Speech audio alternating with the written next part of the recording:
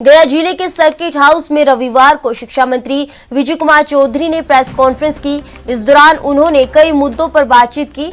बता दें कि आरजेडी नेता सुभाष यादव पर ईडी की कार्रवाई पर उन्होंने कहा कि ईडी को जहां जहां पता चलता है कुछ गड़बड़ी होती है वो वहां जाती है। ईडी का जाना कोई बड़ी बात नहीं है। ईडी को क्या मिला, कैसा हुआ, आरोप लगने पर टीम जाती ही है। वहीं भूमाफियाओं को लटकाया जाएगा। अमित शाह के इस बयान पर विजय चौधरी ने कहा कि अमित शाह ने गलत क्या कहा है, इसमें गलत क्या है। कोई जमीन के बदले नौकरी लेने का मामला कोई नया नहीं है। मामला कोर्ट में चल रहा है। माफिया चाहे जमीन से जुड़ा हो, शराब से जुड़ा हो, शिक्षा से जुड़ा हो, जो माफिया है इसके खिलाफ कार्रवाई करना और अपराध के खिलाफ कार्रवाई करना बिहार में नीतीश सरकार की विशेषता रही है। जीरो टॉलरेंस केंद्र की मदद से और ज्यादा प्रभावकारी ढंग से सफल होगा।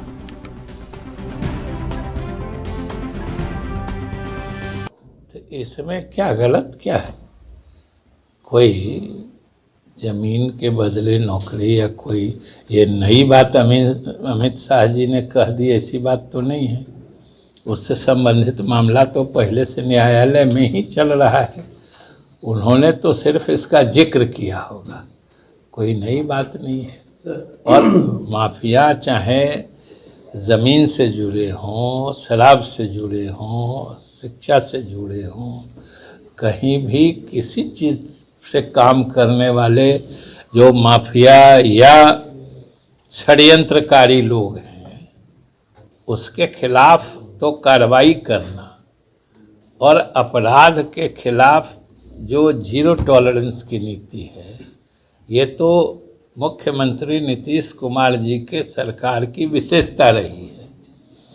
और जब गृह मंत्री जी ने भी कहा है तो हमें पूरी उम्मीद है कि इन सब चीज़ों में केंद्र की मदद से हम और ज़्यादा प्रभावकारी ढंग से सफल हो पाएंगे। सर, ये राज्य भवन और शिक्षा विभाग को लेकर जो आमने सामने की बात है, एक मैसेज आ रहा है आम आवाम में कि दोनों के बीच आपको हम आश्वस्त करते हैं कि कहीं कोई आमने सामने नहीं है। दोनों के काम अपने अपने जगह पर अपने अपने तरीके से बिहार के हित में शिक्षा को बढ़ावा देने के लिए, और कहीं टकराव की स्थिति नहीं है। और दोनों मिल के ही एक तरह से काम कर रहे हैं। एक मीटिंग बुलाते हैं, एक मीटिंग में नहीं जाने की बात करते हैं। नहीं, मीटिंग तो बुलाते हैं तो उन्होंने ही स्थगित किया है। जरूर जाएंगे, वाइस चांसलर जरूर जाएंगे, जाते ही रहे हैं।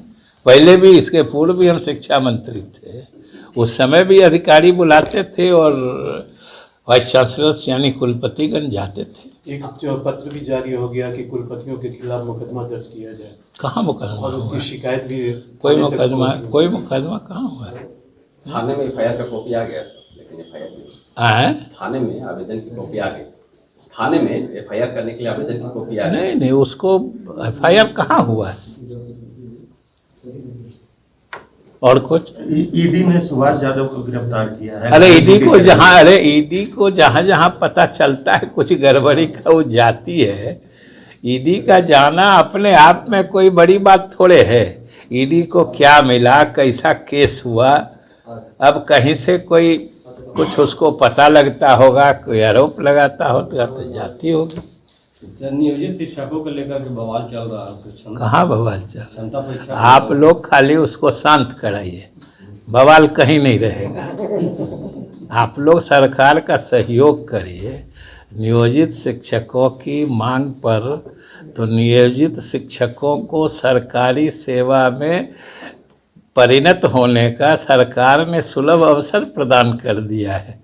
और शुरू में ऑनलाइन परीक्षा की बात थी, फिर हम ही से लोग मिले थे जब हम इस बीच में मंत्री बने, तो उन्होंने कहा कि सर हम लोग तो बहुत पुराने लोग हैं, इसमें से बहुत लोग कंप्यूटर से परिचित उस किस्म से नहीं हैं।